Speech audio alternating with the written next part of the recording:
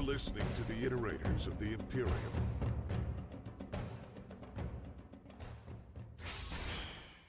Hi, I'm MEZ, and I'm here with my lovely co-host Ryan, and you're listening to Season 7 of the Iterators of the Imperium podcast, the podcast in which Ryan is the expert on Warhammer 40k, and I'm the noob trying to learn about the Warhammer universe. So today, big episode day, I guess. I mean, every episode is a big episode day, but this one in particular. Ryan, tell the listeners why, right? Well, this is the finale of the Dante season here. Purely because of the way storylines line up. It makes more sense to have this be the finale rather than, drag on to stuff that is better told in a different format. So this is the one we're going to end off in. So we have two things to cover today. We have a bit of Mephiston storyline to cover today. And we have a bit of kind of the introduction to the latest storylines. The overarching ones that are going on across the galaxy as a whole.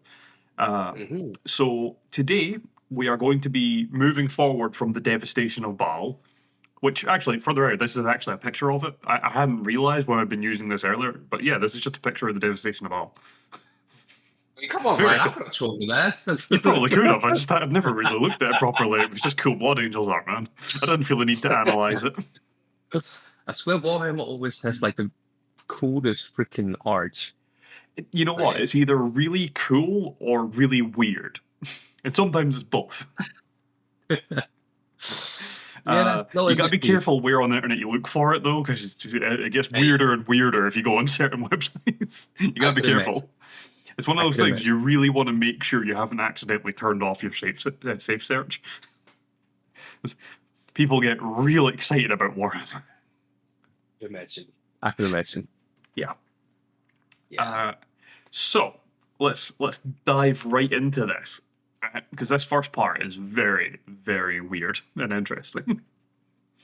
So, firstly, you should know that since the Blood Angels numbers were devastated, for lack of a better term, during the devastation of Baal, a huge number of their people are now refilled with the new shiny Primaris Space Marines, right?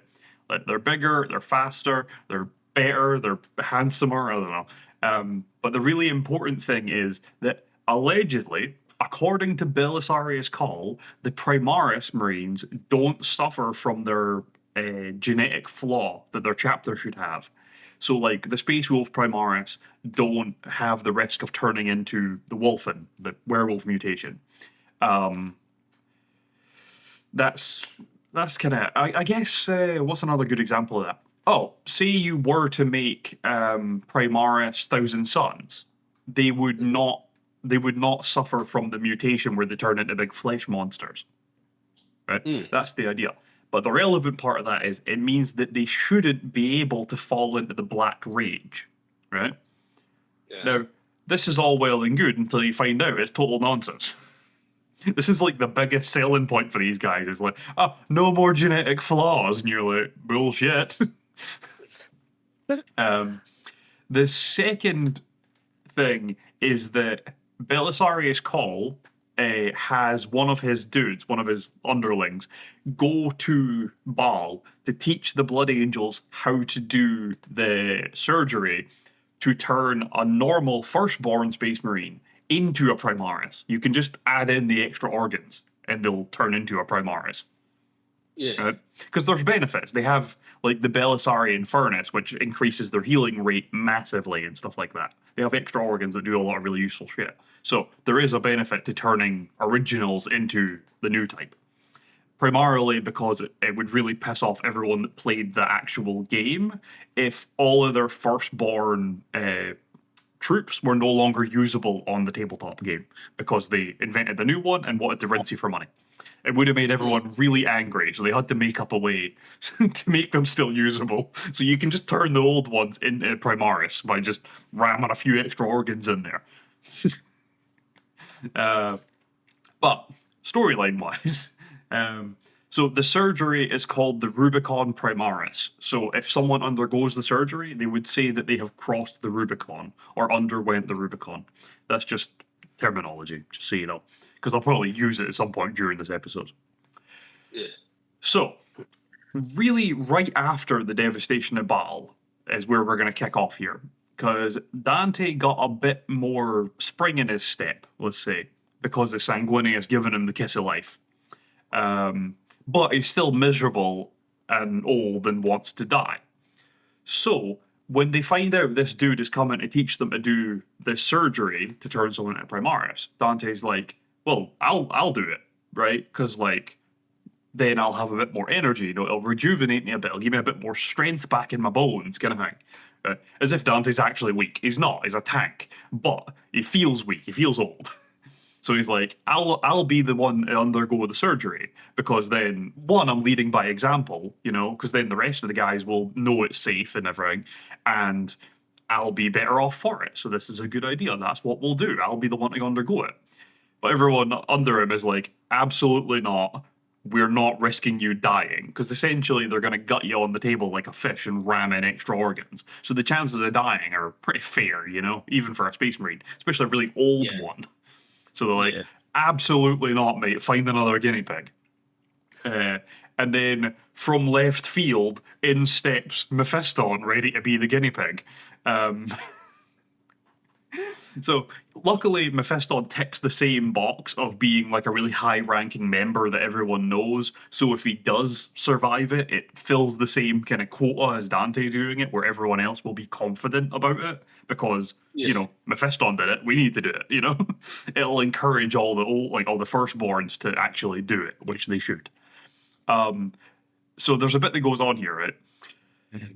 On a mission where Mephiston was fighting alongside a bunch of the new Primaris Marines, Mephiston went a little bit crazy, a little bit of magical rage, got a little bit kind of close to Black Rage territory, and accidentally put all of the Primaris Marines around him into the Black Rage, essentially condemning them. But in the process, he proved, again, accidentally, none of this was intentional, he accidentally proved that Belisarius' call was wrong when he said that none of the Primaris had the flaw of the chapter. Because they all just went into the Black Rage. This is still a risk. Right? Like, being a Primaris does not fix that. We know that for a fact now. But this kind of sets up Mephiston as someone everyone's given the side eye to, like, more than usual. Because, like, he's a creepy dude to begin with, right? He's a pretty creepy, you know, he's Magic Dracula, right? He's a pretty creepy dude to begin with. And he's also insanely, like, magically powerful, so everyone always had a bit of a side eye on him, but now he's just, like, killed, like, 8 new Primaris dudes by putting them all into feral blood rage, so people are a bit more wary of him now. So when someone suggests, let's put Mephiston through the surgery, everyone else can, like, good idea. Because either he will die, and that solves the Mephiston problem, or he will come out the other side, you know, more powerful, but apparently as a Primaris, he should have better control of his powers, which means he will be less likely to accidentally influence the men around him and put them into the rage. So it's kind of a win-win, right? Okay. So it's a fairly reasonable plan, and they get him on the table, and they do the surgery. Mephiston basically dies on the table. I actually believe he does literally die, but is brought back, like, you know, not permanently. Like, they defibrillate him a couple of times and get him beaten again. But regardless, he has his turn of having a crazy sanguineous vision, like Dante did, while he's on the table dying or dead, one or the other. But Mephiston isn't visited by Sanguinius in the same sense that Dante was. What he gets is the Sanguinor and a second giant angelic figure. But rather than being in gold armor, it is like head to toe black. And he sees the Sanguinor battling this other angel. Now, this is a really weirdly complicated bit of lore that I'm going to try to explain as easily and as simply as possible, because it is a really weird thing to figure out. I had to read the book that this is in like 6 times. I say I had to, I wanted to. It's a fantastic book, but every time I did it, I got more understanding of what was going on here. But the gist of it is that they act as like a metaphor, but they are real, where the Sanguinor represents the Blood Angel's purity, and the Black Angel represents their corruption, right? Yeah. But in a more literal sense, every time a Blood Angel falls to the Black Rage, the Black Angel gets bigger and stronger. And every time the Blood Angels protect an innocent, Sanguinor gets stronger. So one benefits from the chapter's like innocence and purity, and one benefits from its flaw, you know? The idea being, if one ever wins, then the others, what they represent, will be entirely removed. So, if the Sanguinor were ever to defeat the Black Angel, the Black Rage would cease to exist. And if the Black Angel were ever to kill the Sanguinor, then the chapter would essentially just be damned. They would fall to corruption, either in the sense of all of them falling into the Rage at the same time, or they would fall to chaos or something like that. That's the idea, right? So this is a battle that's going on in the warp that very much actually affects the Blood Angels as a legion, you know, but they have no influence on it that they're aware of. So pretty interesting. This whole thing is actually just representative of Sanguinius as a whole, because like his body's dead, but his soul's just in the warp, being Sanguinius, right? But Sanguinius as a person was quite a like dimorphic creature, I guess, because he really battled with a lot of this internal turmoil quite a lot, because like Sanguinius was, you know, he had angelic virtues. There was a reason everyone loved him. He was just the best guy, right? But at the same time, he also had this incredible wrath within him, this rage that he had to keep in check all the time. And it's almost as if once he was dead, his soul was split into these two, you know, opposed characteristics, where his rage and wrath and everything is the Black Rage as this angel, and all that virtue is the Sanguinor, and the two are just pitted against each other, trying to win out in the end for the souls of their sons, essentially. It's a really cool concept, as far as I'm concerned. So the part where Mephiston comes into this is that he sees this battle going on, right? He's literally watching them fight. And the Black Angel is kind of winning, is the problem, when he sees it. The Black Angel's kind of winning. Because like this is a fight that'll constantly go back and forth, where a bunch of the Blood Angels will do some good shit, and the Sanguinor will get the upper hand for a bit, and then a few guys will fall in the Black Rage, and then the Black Angel will get the upper hand, and it'll go back and forth constantly. But from where Mephiston's sitting, the Sanguinor is kind of losing this fight, you know? And he's given a choice. And I say this... I say he's given a choice. It's not really a choice, I guess. So we mentioned this in the previous season with Armin. Fate is a real thing, right? But who fulfills that fate is up for grabs, right? But fate itself, whatever event is going to happen, is going to happen. It just doesn't have to be you that does it, right? Someone else will do it. It's fated for Mephiston to be the vessel for the Black Angel. He is supposed to take it inside him to like seal it away for his lifetime, essentially, to buy time for the Blood Angels for whatever purpose or reason. But he is given the choice for this after being told that he is the vessel for it. Not that he could be, that he is the vessel. So it's almost as if making the choice in this moment is irrelevant, because he already has the Black Angel inside him. It's a weird thing, but he does take on the role of being his vessel. So as long as he's alive, the Black Rage will be held at bay for all Blood Angels. It's not perfect. some people will still fall. It'll be a massively reduced number compared to what it would usually be, thus giving the Sanguinor time to, build up and get his strength back and be ready for the fucker to come back, I guess. But my personal belief, the reason I believe that he was already the vessel for the Black Angel is because he was already turning people into putting people into the Black Rage. I don't see why he would have the power to accidentally send his brothers into the Black Rage if he didn't, have the source of it inside him. You know what I mean? Yeah. Yeah. So to me, it makes more sense that he always was the vessel, but it kind of circles back to him becoming Mephiston, because remember, he was buried under rubble in the Rage, and then came out of it as a different guy, claiming his name was now Mephiston, and he was insanely powerful now. I think that was the moment he became the vessel for the Black Rage. And since then, he's been carrying it ever since. That's what made him Mephiston, rather than who he was before. That's my belief about it. It's kind of up for grabs. There's some debate, but that's personally my thoughts on it, and it seems to make some kind of sense. I'll say it does make sense. It would make sense. Yeah. Right. That's what I'm thinking. Because people that are in the Black Rage don't typically live very long. Some of them will, because they'll get imprisoned and used as a death squad later and stuff like that.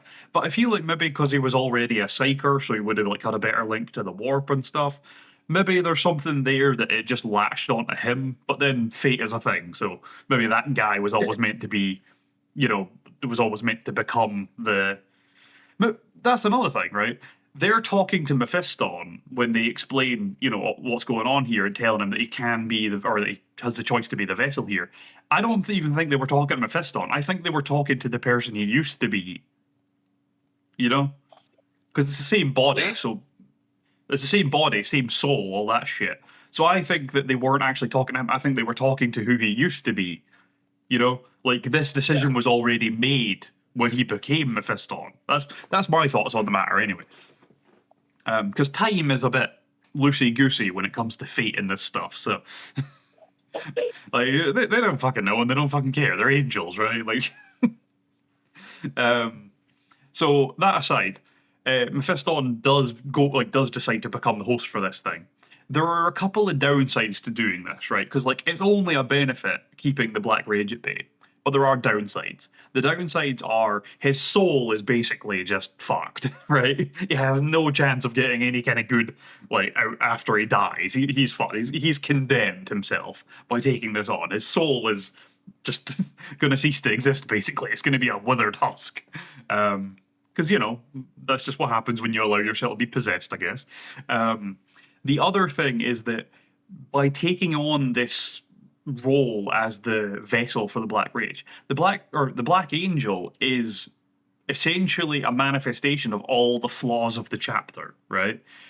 By becoming the vessel for that, you will embody everything the chapter hates about themselves. Everything they see as a negative of themselves, you will embody that perfectly.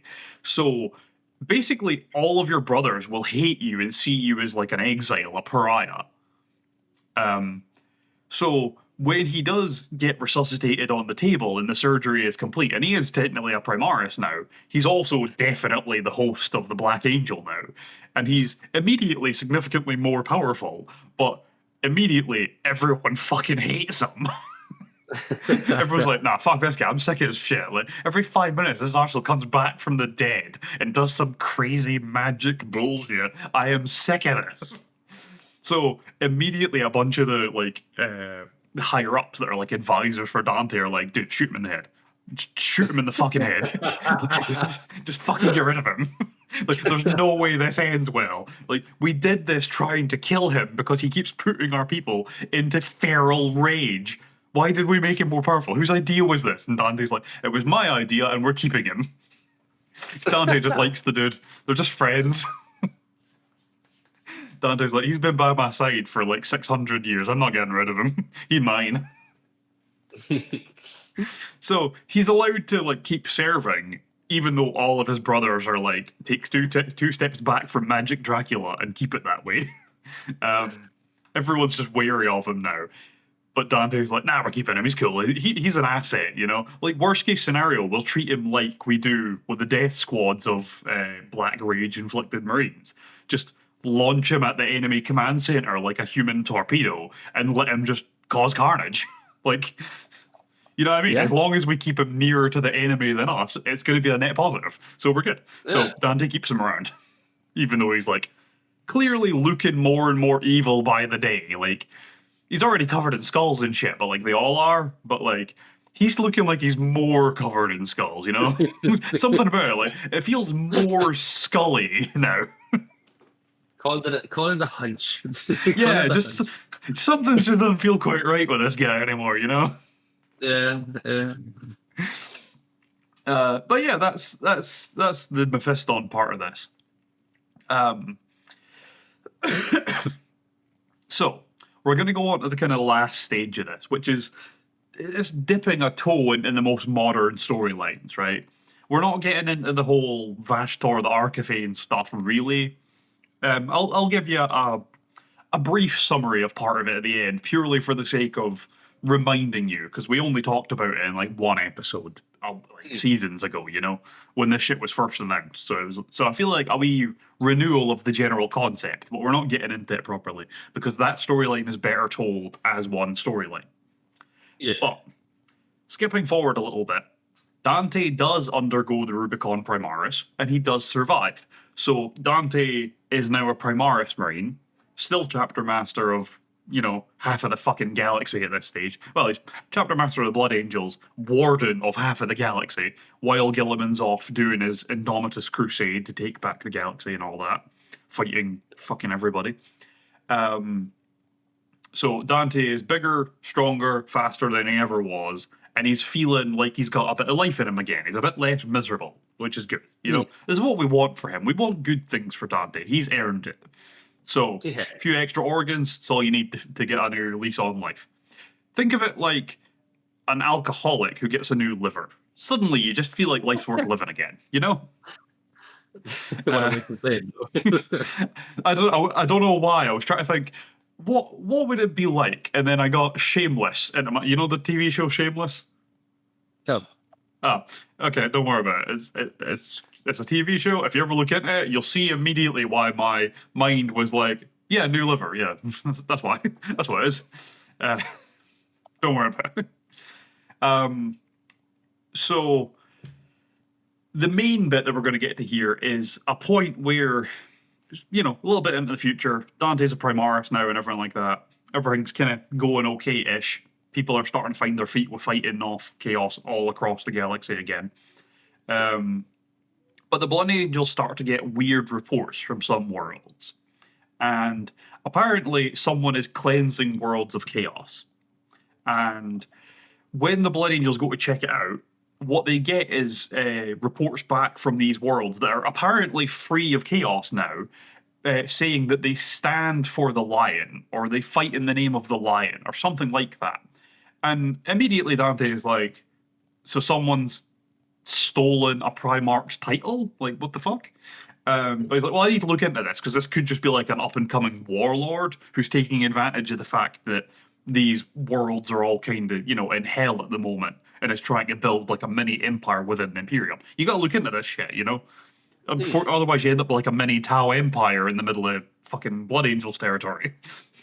So he goes looking, and eventually he finds out where the lion is supposed to be, and he goes to see him, because obviously he needs to assess this fucker. And he obviously has some doubt, because he's like, it could just be a random person claiming the title. It could be like a rogue space marine who's pretending to be a Primarch. You know, it's a really big space marine, like Aryak Rockfist. If he put on, like, Lehman Russ's armor, no one would doubt it, because they're, like, same size. Stuff like that. Like, you could pretend for a while with normal humans. Maybe not space marines, but humans you could trick, you know? Yeah. So you think there's a good chance that it's just a liar. There's a small chance, being that he's already seen one Primarch come back from the dead, that it could actually be Lionel Jonson. But he needs to go see the guy to find out, you know? And he's like, I don't know how I'm going to tell for sure, but I'm sure I'll know it when I see him, kind of thing. So he finds out where he's going to be, and they organize a meeting. Basically, this dude just gets a report that someone from the Blood Angels is coming to see him. And Dante and his Sanguinary Guard come down their little lander ship. And the ramp goes down, Sanguinary Guard line up down either side, and then Dante walks out. And immediately, the lion runs towards him, grabs him, and starts screaming at him like, how dare you wear my brother's face? Who the fuck do you think you are? Because obviously Dante wears Sanguinius's death mask as part of his armor, you know? Yeah, like it's literally Sanguinius's face it's molded on. So immediately Dante is like, oh, right, so you're the real guy then. Because, for the record, right, his actual reasoning in the book is that the fact that Lionel Jonson is so honestly and visibly upset that someone would wear his brother's face is what tips him off that this is actually a Primarch. Like, this is really Lionel Jonson. Not the fact that he's clearly, 6,000 years old, or, 10 feet tall, or wielding the Emperor's own fucking shield, right? None of these things are what tip him off that it's really the Lion. It's the fact that he's visibly upset is what tips him off. The logic is a little bit questionable, but I get it. That's definitely a nail in the coffin, because, I guess, let's be honest, most people could probably, most named character could probably figure out a way of fake being a Primarch, you know? Yeah. Yeah. That's the whole Alpha Legion's entire thing. Every one of them claims to be the Primarch every 2 minutes. You know what I mean? So, I feel like Fabius Bile actually did make literal clones of the Primarchs, and there is an actual clone of normal Fulgrim, not Snake Fulgrim, just cutting around the galaxy. Well, he's actually in a vault somewhere, but, there's loads of people could have just produced a fake Primarch in some way or another. The quality would vary, but loads of people could do it, you know? Yeah. I feel like Araman could poof one up somehow, you know? There's loads of people could figure that out. But, yeah, I guess the emotional response is what tips you off this. They couldn't fake that part, I guess. So this is the Lion's first time meeting a Space Marine who is not one of his sons. Because so far, he's accidentally rounded up a bunch of his, of the Fallen, you know, the Dark Angels that fell to Chaos. On Caliban, on the homeworld. And it turned out that he was wrong about all of them, but that's another storyline. We'll do the Lion at some the returned Lion at some point, because it's a really cool storyline. And it's also the most modern part. That's probably how we'll do the modern stuff, to be fair, is just start off with the returned Lion and then follow him through it all. Because it all just follows him anyway. That aside, Dante and his Blood Angels are the first ones that aren't Dark Angels from 10,000 years ago that he's met. And Dante is the first ranking official that he's met. So Dante has to bring him up to speed on what's been going on in the galaxy and what's currently going on in the galaxy. So this is when the Lion learns that one of his brothers is still alive, or is alive again. Because the Lion's been struggling with the fact that he's alone in this. So even if he does manage to get to Terra and speak to his dad, and then he would then have to act as the Imperial Regent. And the Lion, while he is a great general, is not a diplomat or a civic leader. You know, he can lead an army. He can lead a whole ass crusade better than anyone, basically. But what he can't do is organize commerce and diplomacy. That's just not him. And he might be better at it now that he's old and he's learning patience and stuff. And he's learning to, think twice, act once kind of thing. But he's still, that's not his skill set, you know? So when he finds out that Gilliman's back and is already acting as the Imperial Regent, he's like, thank fuck for that. One, I'm not alone in the entire galaxy, because, imagine being the only fucking demigod cutting about the galaxy when you're used to having 19 brothers. That'd be such bullshit. You'd have no idea what to do. So he's like, one, thank fuck I'm not the only Primarch around, and two, thank fuck I wasn't the first one to come back, because then I'd be in charge. So the Lion kind of is like, well, I've got some shit to do first. I want to figure out what's going on with my sons, because apparently in the modern day, they're evil arseholes. So I kind of need to deal with that. But also, there's a new Chaos God attacking my home world, apparently. And also, I'm just going to hang around on this side of the galaxy and try to help Dante, get things in line. So he has some shit he needs to do. And I guess I'll give you a little. That is kind of the end of it for Dante's stuff, because it kind of just carries on into him following the Lion or working alongside the Lion storyline, and it's better to just tell it as the Lion storyline, you know. But as a last thing, I guess I'll just explain the general status of things. So it's just kind of the era of the Arcs of Omen. This is what this bit's called. So new Chaos God has popped up. Vashtor the Archiphane. He is the Chaos God of invention. So he's basically like the engineer, evil god. See, like if the Mechanicus needed an evil god, with this guy.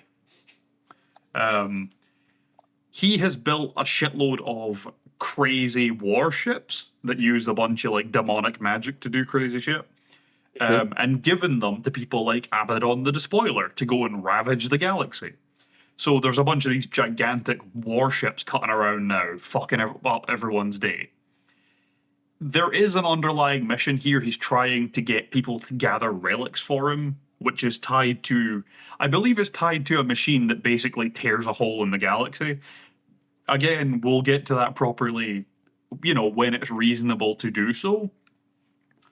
But yeah, this is kind of what's going on, and a lot of this Vashtor shit is tied directly to the Lion. So the two of them kind of end up going toe-to-toe in the modern era, and it drags the Lion into, you know, reuniting with his sons and having to deal with that, and that kind of thing. But that aside, we have kind of covered the whole Dante storyline as much as is kind of necessary. He's a very cool guy. It really is. Good story really building as well. On the game's vibes. Yeah. Honestly, there's very few characters who have such a detailed backstory, and I love the fact that they did such a good job with Dante's one. You know, because it means they're more likely to try this stuff in future. Yeah. Once in a while, they try something really unique like that, where they, you know, they try to like stretch their skill set a little bit, try to stretch what they would usually do a little bit with their storytelling. And when it fails, they never try it again, usually, is the thing. When it's received badly by the community, they just never try it again. But this is one of the most detailed backstories we get for any character, and it is widely regarded as being fucking incredible. So I feel like there's a good chance we're going to get a lot more of this. Because, like, they've done, you know, pretty detailed backstories before, but very rarely to this level. So I think that this is probably the kind of stuff we're going to get more and more of, this level of detail in backstories. Rather, because a lot of the time you get, you know, the story going forward from a certain point. You very rarely get it going backwards. So it's nice that we got that and it turned up really well. Yeah. How do you feel about Dante? Dante? Respect. One word. He gets an equal. Nah, he's like, fucking kneel to me. It's like, you know, when you spoke about fate, right? He was destined for, you know, greatness. He was, yeah. That's it.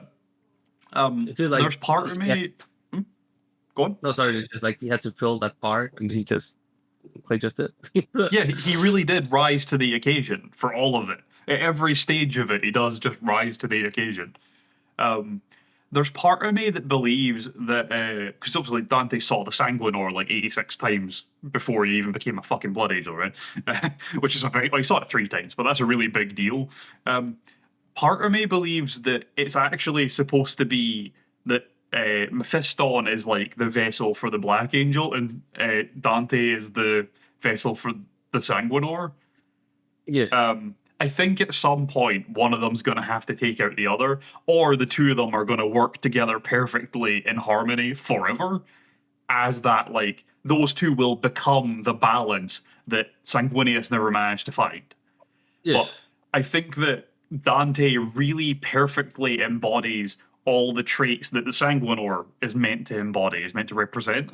So I think that that's meant to be the point. It's that these two sons of Sanguinius represent this like inner turmoil he had, and between the two of them, they will actually find balance that he never could within himself. Or either that, or they're going to have to kill each other. It's one or the other. Guess we'll have to see. Yeah, that's it. We have to just keep an eye on it and see what happens. Really? Yeah, but I don't know where we're going to go next with this, but I think that is a wrap on season 7. Septum. Season 7. Sorry. We're going to need to figure out what 8 is. Don't worry, I got Google by my side. It's fine. Hell yeah. Well, do you want me to round out this season then? Yes. On you go, man. Well, thank you guys so much for listening to this episode, the last episode of season 7 of the Iterators of the Imperium podcast. Well, it's been a pleasure. It's been me, MEZ and Ryan. We'll catch you in the next one. Take care and peace. Bye.